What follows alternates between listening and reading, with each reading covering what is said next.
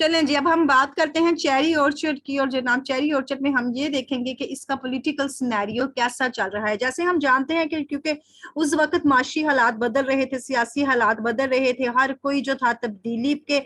سر پر چھایا ہوا تھا، تو وہ جو لوگ پہلے کئی سو سال تک جو لوگ پہلے تھے اب وہ نہیں رہے تھے، اب وہ بدل چکے تھے۔ ٹھیک ہے، چیری اورچرڈ کو دیکھتے ہیں، پولیٹیکل پلے ہے یا نہیں ہے، سیاسی ڈرامہ ہے یا نہیں ہے۔ چیری اورچرڈ جو ہے شہر کا لاسٹ پلے ہے جناب، اور یہ ہمارے پاس آتا ہے 1904 میں، یعنی یہ سٹیج پہ ہوا تھا، جیسے بھی میں نے آپ کو سٹیج کی کچھ تصویریں دکھائیں۔ یہ وہ ٹائم تھا جناب، time before and after cherry orchard appeared is very important in the history of Russia. Russia کے جیسے وہ یاد ہے آپ کو، ہیڈا گیبلر جو ہے وہ کس کا، نارویجین کی رشیا کا ہے، وہ ہم نے تھنگس فال اپارٹ پڑھا تھا، نائجیرینز لٹریچر کا تھا۔ آج چیری اورچرڈ کو اسٹڈی کر رہے ہیں تو یہ رشین لٹریچر میں بڑا مانا جاتا ہے۔ پولیٹیکل اور سوشل سینیریوز دکھائے گئے ہیں اس میں، وہ منظر نامے ہمیں دکھائے گئے ہیں جو رشیا میں اس وقت سیاسی اور سماجی چل رہے تھے، اور وہاں پر کون کون سی تبدیلیاں آ رہی تھی۔ چیری اورچرڈ کیا ہے جناب، gives ample depiction، ہمیں بڑی مناسب قسم کی وجوہات اور تفصیلات بتاتا ہے تبدیلیوں کے بارے میں۔ تبدیلی کو رکھیں گے آپ اپنے مائنڈ، ٹھیک ہے، اور کیا کرتی ہیں وہ، اثر انداز ہوتی ہیں رشیا کی نیشنل لائف کے اوپر، قوم کی زندگی پر اثر انداز ہوئی تھی یہ تبدیلی۔ چیری اورچرڈ کی کہانی ایک ایرسٹوکریٹک فیملی کی کہانی ہے، انڈر لائن کریں، این ایرسٹوکریٹک فیملی، اور اس کے بعد جناب کیا ہے، اس کو فورس کیا جاتا ہے کہ وہ مجبور ہو جاتی ہے بیچ دے اپنی اس اسٹیٹ کو، کیونکہ وہ ناکام ہو چکے تھے کہ وہ رسپونڈ کرے چینجنگ ٹائم کے اوپر، چینج ٹائم کے اوپر وہ اپنی توجہ دینے میں ناکام تھی۔ انڈر لائن کرے، ایرسٹوکریٹک فیملی اور رسپونڈ ٹو چینجنگ ٹائم، فیل ہو گئے، یہاں تک لے لیں، یہ فیل ہو گئے، ناکام ہو گئے۔ خاص طور پر کیا تھا جناب، یہ جو اسٹیٹ تھی یہ خریدی جاتی ہے، کون خرید لیتا ہے اس سے، ایک سن بچہ خرید لیتا ہے، بیٹا، اور وہ بھی کون، ایکس سروس کا، انڈر لائن کریں، ایکس سروس کو انڈر لائن کریں، یہ آپ کی ویکیبلری ہے اس کے۔ ایکس سروس جو ہوتا ہے، جو ان کا پرانا غلام ہوتا ہے، جو بعض اوقات یہ لوگ اپنی آزادی خریدتے تھے، بعض اوقات یہ لوگ خود ہی انہیں آزاد کر دیتے تھے۔ ہمارے رائٹر جو ہے نا اینٹن چیخوف، اس کے دادا پر دادا نہیں، پتہ نہیں 70-80 روبلز دے کے نا، اس زمانے کی کرنسی دے کے اپنی آزادی خریدی تھی، اور پھر اپنے بیٹے کو دکان ڈال کر دی، یعنی بزنس کھولا، پھر اس کے بیٹے نے آگے آ کے دیکھے میڈیکل کی تعلیم حاصل کی۔ اس طرح ممکن ہوا نا کہ یہ وہ جو سودم نے مبتلا نہیں رہے تھے، لہٰذا خریدا کس نے، غلام کے بیٹے نے خرید لیا جو اسی فیملی کا غلام ہوا کرتا تھا۔ بس ڈرامہ ہمیں دکھاتا کیا ہے جناب، یہ جو لوگ ہیں جو تعلق رکھتے ہیں پریویلیجڈ کلاسز سے، خوشحال کلاسز سے، وہ کیا کر رہے ہیں، وہ کھو رہے ہیں اپنے مقامات کو، یعنی حیثیت ان کی ختم ہو رہی ہے۔ اور پیپل کیا کر رہے ہیں، جو تعلق رکھتے تھے لوور کلاس سے، لوور کلاس، مڈل کلاس، یہاں پر یہ انڈر لائن کریں، وہ کیا کر رہی ہیں، ریپلیسنگ دیم، وہ ان کو بدل کے ان کی جگہ خود آ رہے ہیں۔ بڑی بات ہے یہ کہ جناب ان کو بدل کر ان کی جگہ لوور کلاس کا بندہ آ جائے، کروڑ پتی بن جائے، بڑی سوچنے والی بات ہے جناب۔ Not only this play also hints، نہ صرف یہ ہمیں اشارہ کرتا ہے at the obliterations of serfdoms، کہ serfdoms کا جو رشیا میں جو چینجنگ آ رہی تھی اس کی طرف نہ صرف اشارہ ہو رہا ہے، بلکہ اس کے سماجی اور سیاسی اثرات جو ہوئے تھے نا، جو ان کے جو نتائج نکلے تھے وہ بھی بتائے گئے ہیں، جنہوں نے موو کر دیا تھا، ہلا کر رکھ دیا تھا رشیا کی سوسائٹی کو۔ سو رشین سوسائٹی آپ کا کی ورڈ ہے، لوور کلاسز آپ نے دیکھنا ہے، سوشل پولیٹیکل کانسیکوینسز آپ کو ہونی چاہیے، اوبلیشنز آف سرفڈم، یہ سرفڈم بھی آپ کا ورڈ آ گیا، یاد رکھیے یہ سرفڈم کا ایسے چھوٹا ہے، آپ نے وہاں پریشان نہیں ہونا کہ بڑا لگانا ہے کہ چھوٹا لگانا ہے۔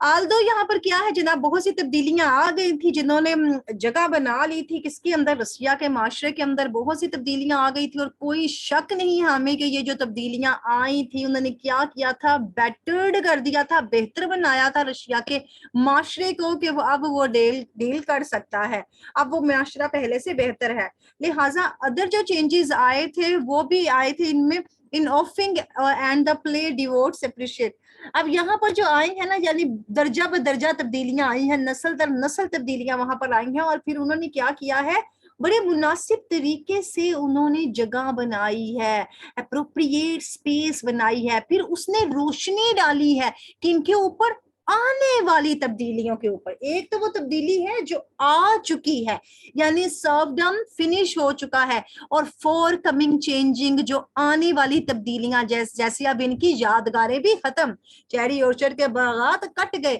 تو اب آنے والی بھی تو تبدیلی ہے,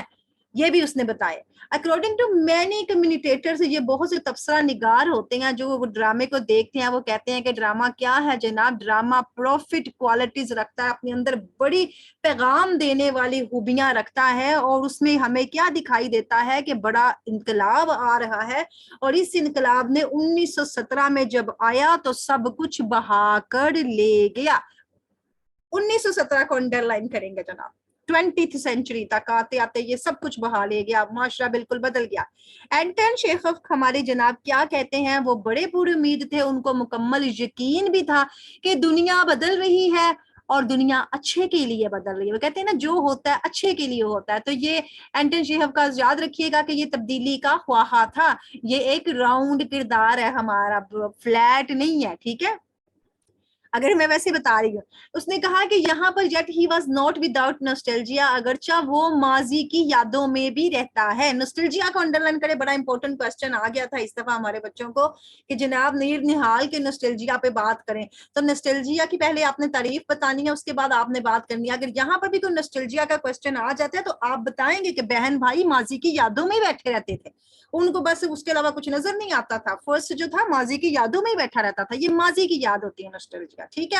اس کے بغیر تو نہیں ہے, مگر ایسا کیا لگتا ہے کہ جناب ہاربرنگ سافٹ کارنر, وہ بڑا نرم اپنا کونا رکھتا ہے پرانی دنیا کے لیے بھی, کیونکہ نوسٹیلجیا میں بھی رہتا ہے نا,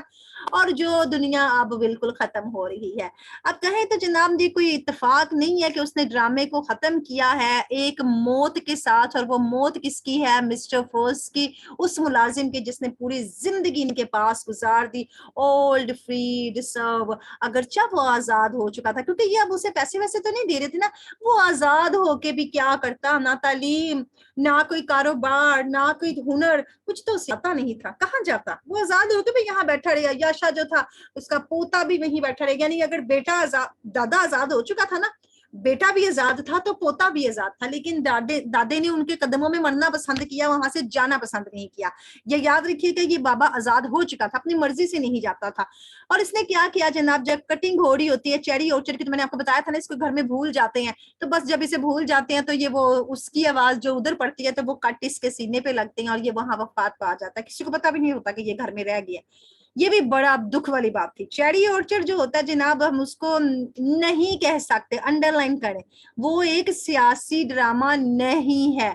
اس لحاظ سے کہ یہ تو سپورٹس کرتا ہے پولیٹیکل پوائنٹ آف ویو کو, ہمیں صرف سیاسی نظریات دکھا رہا ہے ایک قسم کے, اور وہ کیا ہے, وہ اپوز کرتے ہیں کانٹر ویوز کو, لہٰذا جو نظریات ہمیں دکھائے جا رہی ہیں وہ ایک دوسرے کو ٹکراؤ دیتے ہیں. تو یہ پولیٹیکل پلے ہے نا جناب, اگر ہم کہیں یہ پولیٹیکل پلے ہے, تو کس سینس میں پولیٹیکل پلے ہے کہ اس میں استعمال ہوا ہے چیری اورچرڈ. چیری اورچرڈ اور وہ کیا ہے, مائکروکوزمز ہے, ایک اہم چیز ہے جو کہ ہمیں بتاتی ہے سیاست کو اور سماجی تبدیلی کو. اس لحاظ سے صرف ہم اسے کہہ سکتے ہیں کہ اس میں ایک بہت بڑے چیری کے باغ کا ذکر ہوا ہے جو اربوں خربوں پہ پھیلا ہوا تھا, یعنی میلوں کلو پہ پھیلا ہوا تھا. اب ہمیں انہوں نے رقبہ تو صحیح نہیں بتایا نا, یعنی ایکڑوں پہ تو ضرور ہی پھیلا ہوئے گا. اب وہ کیا ہو رہا تھا, اب وہ ختم ہو رہا تھا رشیا کے اندر سے اس وقت میں جس وقت اس نے ہمیں یہ ڈرامہ لکھ کے دکھایا گیا. اس نے بتایا گرینری ختم ہو رہی ہے, اب لوگوں کی کاشتکاری ختم ہو رہی ہے, اب لوگ اتنے بڑے بڑے باغات نہیں رکھ سکتے, اب لوگ چھوٹے چھوٹے فلیٹس میں گھروں میں رہیں گے. یہ بس چینجنگ آ رہی تھی وہاں پر. تو اس نے کسی لیڈرشپ کی تو بات نہیں نہ کی, اس نے کسی سیاست کی تو بات نہیں نہ کی. چیری اورچرڈ ہمیں دکھاتا کیا ہے, وہ ہمیں وہ تمام پریشانیاں دکھاتا ہے, وہ تمام تناؤ دکھاتا ہے جس کے اندر سے رشیا کی قومی زندگی گزر رہی تھی. لوگوں کی زندگی جس تناؤ سے گزر رہی تھی ہمیں وہ پتا چلتے ہیں. وہ تناؤ میں نے آپ کو کہا تھا نا کہ جب سیاست میں تبدیلی آتی ہے تو پھر بہت سی تبدیلی آتی ہے معاشرے کے اندر. یہ خاندان کا بیٹا تھا جو گیو تھا, جو بھائی ہے اس کا, یہ ہمیں ریپرزینٹ کرتا ہے فیوڈل کلاس. انڈر لائن کریں یہاں پر آپ کو, feudal class, middle class, lower class, یہ سارا دکھایا گیا ہے. فیوڈل کلاس اور اور अमीरी से ताल्लुक रखता हुआ दिखाता है और दिखाते हैं जनाब वो क्या है, वो बिकम इम्पोर्टेंट हो जाता है, मजबूर हो जाता है इस चेंज, दुनिया के अंदर चेंज कबूल करने पर। लिहाजा पहला धचका क्या लगता है इस फ्यूडल क्लास के ऊपर, पहला धचका ये लगता है कि came when serfs got status of free citizen. पहला धचका इनके लिए क्या था, आजाद करो सारे गुलामों को, दो उन्हें फ्री सिटीजन होने का लेवल, स्टेटस दो उन्हें, ठीक है। ये पहला धचका था और ये कोई अजीब बात नहीं थी, क्योंकि शेखव ने दिखाना चाहता था कि ये चेरी ऑर्चर्ड था वो खरीदा गया है किससे, one whose forefathers worked as slaves on the same cherry orchard. ये आपने बात बिल्कुल बता के आनी है उससे कि वो उस बंदे ने खरीदा जिसके फोर फादर, दादा पर दादा कौन थे, काम करते थे गुलाम की हैसियत से उसी चेरी ऑर्चर्ड के अंदर। ये उसने हमें तब्दीली दिखाई। अगरचा ये जो लोफाकिन का कैरेक्टर है वो शेखव हमें दिखाना चाहता है कि वो मर्चेंट क्लास बन गई है, अब ताजर क्लास आ गई है। मर्चेंट क्लास को अंडरलाइन करें, एक और क्लास आ गई, यहाँ पर उसने 4-5 क्लासेस का जिक्र कर दिया है, lower class, middle class, feudal class, merchant class. यहाँ पर तबकाती निजाम बन गया। और जनाब वो क्या करता है, वो हमें दिखाता है कि वो बड़ा ही शार्प है, असेंडेंसी रखता है, उसका झुकाव किसकी तरफ है, तब्दीली की तरफ, जो रशिया के हालात में उस वक्त आ ही रही थी। इसके बावजूद हमें दिखाया गया है कि वो एक्सपोर्टर है चेंज का। कौन एक्सपोर्टर है, हमारा शेखव भी एक्सपोर्टर है चेंज का, अगरचा कि वो नॉस्टैल्जिया के लिए सॉफ्ट कॉर्नर रखता है। शेखव का चेरी ऑर्चर्ड हमारे सामने क्या लेकर आता है, हमारे सामने क्या करता है जनाब, चेरी ऑर्चर्ड हमें वरीड दिखाता है, परेशानियां दिखाता है, स्ट्रेस दिखाता है, स्ट्रेन्स दिखाता है। ये वर्ड्स निकाल के रखें, स्ट्रेसेस, स्ट्रेन्स, वरीज, ये सारी भी हमें दिखाई गई है इसके अंदर। और क्या दिखाया है, फेट ऑफ पीपल, लोगों की किस्मत। लाइक फर्स्ट, ये जो गुलाम बाबा था जिसको आजाद कर दिया गया था कि जाओ विदाउट इक्विपिंग, तैयार नहीं किया गया था, आजाद तो कर दिया गया था लेकिन उसको इक्विपिंग नहीं किया गया था, उसको हथियार नहीं दिए गए थे, उसको लेस नहीं किया गया था, यानी उसको कोई हुनर नहीं दिया गया था।